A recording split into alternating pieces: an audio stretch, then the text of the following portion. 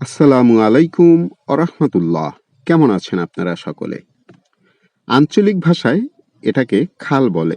খালের ওপারেই রয়েছে ছোট্ট একটি ঘর দেখতে পাচ্ছেন। ভিডিওটি করা এই ঘরটাকে নিয়ে।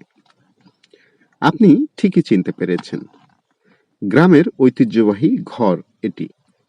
বিশেষ করে গ্রামে যারা চাষাবাদ করে তাদের প্রত্যেকের বাড়ির সামনে বা বাড়ির ভিতরে এরকমের একটি ঘর থাকে।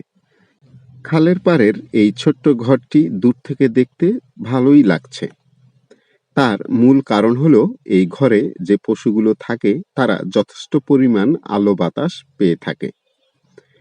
যেহেতু খালের পাড়ে তাই যথেষ্ট পরিমাণ বাতাস এইখানে আসা যাওয়ার ব্যবস্থা রয়েছে। ঘরটি এমনভাবেই বানিয়েছে যাতে সুন্দর বাতাস আসা যাওয়া করতে পারে।